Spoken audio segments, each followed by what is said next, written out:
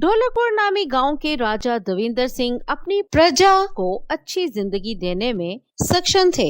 बड़ी रानी दिखने में सुंदर थी, पर छोटी रानी दिखने में बड़ी रानी जितनी सुंदर नहीं थी, जिसके कारण राजा बड़ी रानी को प्रेम करते थे। छोटी रानी का स्वभाव बड़ा ही सरल, साधारण और संस्कारी था। दया उनमें कूट कूट कर भरी थी। बड़ी रानी को केवल अपनी सुंदरता पे बहुत घमंड था। बड़ी रानी छोटी रानी को हमेशा राजा के सामने नीचा दिखाने की कोशिश करती थी। रोजाना की तरह छोटी रानी बागीचे में टहलने निकली तो बड़ी रानी भी उनके पीछे पीछे टहलने निकली। राजा के सामने छोटी रानी को गलत दिखाने के लिए उन्होंने जानबूझकर गिरने का नाटक किया और राजा जी से जाकर शिकायत लगा दी। महाराज, मैं बागीचे में टहलने गई थी, परंतु इनसे मेरी खुशी देखी नहीं गई, तो इन्होंने मुझे धक्का दे दिया और मैं गिर गई। ये सुनकर राजा छोटी रानी पर बहुत गुस्सा हुआ, जिस वजह से छोटी रानी को बहुत दुख हुआ और वो रोती हुई जंगल की ओर चली गई। वहाँ बरगद के पेड़ के नीचे बैठ गई। उसी पेड़ से कुछ दूर एक नदी बहती थी कि तभी छोटी रानी को नदी में कुछ गिरने की आवाज आई। वो फौरन नदी के पास पहुँची, लेकिन वहाँ कुछ नहीं था। छोटी रानी उस नदी के किनारे बैठ गई कि तभी नदी में एक परी प्रकट हुई। उसने रानी से रोने का कारण पूछा।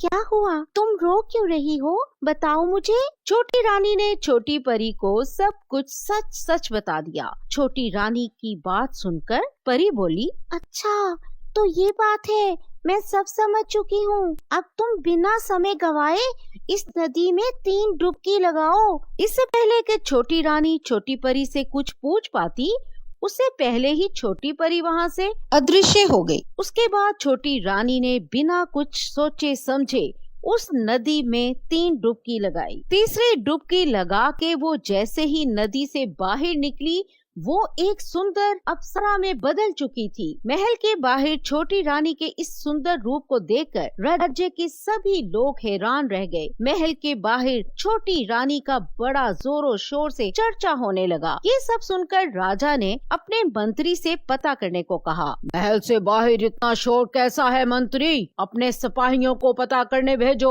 मंत्री बाहर गया और पता करके वापस आकर उसने राजा को खबर दी। महाराज, हर जगह बस छोटी रानी का चर्चा चल रहा है।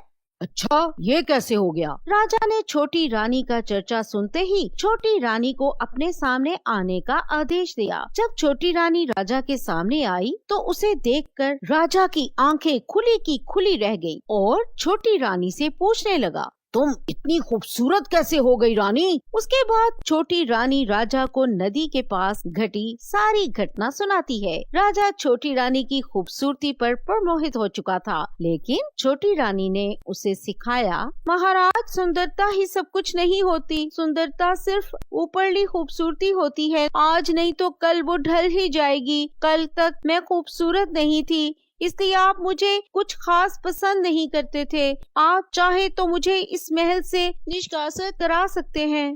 छोटी रानी की बातें सुनकर राजा को अपनी गलती का एहसास होता है। उसको बीती बातें याद आने लगती हैं कि युद्ध के समय में भी छोटी रानी ने राजा की बहुत सहायता की थी, लेकिन बड़ी रानी अपनी सुंदरता का ख्याल करती थी। मुझे माफ कर दो प्रिया, अब मैं ऊपरली सुंदरता नहीं देखूंगा, लेकिन तुम्हारा मन कितना सुंदर है, तुम बहुत अच्छी हो। लेकिन राजा और छोटी रानी की सभी बातें बड़ी रानी सुन रही थी, इसलिए वो फौरन नदी के पास जाती है और उस नदी के किनारे बैठकर झूठ का रोना रोने लगती है। पिछली बार की तरह इस बार भी नदी से छोटी परी निकली। परी बड़ी रानी से उसका रोने का कारण पूछती है तो बड़ी रानी झूठ मूठ से ही कारण बताती है। छोटी रानी की सुंदर होते ही उन्होंने राजा को अपने वश में कर लिया और उनसे कहकर मुझे महल से निकलवा दिया। परी उस नदी में 3 डुबकियां लगाने को कहती है और गायब हो जाती है। लेकिन बड़ी रानी सोचती, हाय, छोटी रानी ने इसमें 3 डुबकी लगाई और वो इतनी सुंदर हो गई। अगर मैं इसमें 3 से ज्यादा डुबकी लगाऊं तो मैं कहीं ज्यादा सुंदर हो सकती हूँ। बड़ी रानी ये सोचते हुए 3 से ज्यादा डुबकी लगा लेती है। उसके डुबकी लगाने के बाद वो एक बदसूरत औरत में बदल जाती है। उसके सर के बाल गायब हो चुके थे, उसका चेहरा काला हो चुका था, कपड़े भिखारियों वाले कपड़े में बदल चुके थे। अपनी हालत देखकर वो जोर जोर से रोने लगती है और भागकर महल की ओर चली जाती है। महल में बड़ी रानी को देखकर सभी दरबारी जोर जोर से हंसने लगते हैं। बड़ी रानी फौरन छोटी रानी के पास गई और उससे अपने किए की माफी मांगने लगती है। छोटी रानी ने बड़ी रानी को माफ कर दिया, लेकिन फिर भी बड़ी रानी रो रही थी। मुझे अपने किए पर शर्मिंदगी हो रही है, लेकिन अब मैं पहले से भी बहुत बदसूरत हो चुकी हूँ।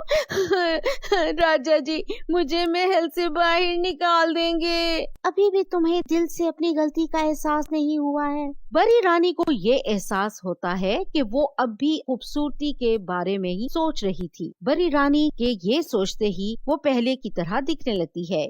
उसके बाद राजा अपनी दोनों रानियों के साथ खुशी खुशी अपना जीवन बिताने लगते हैं।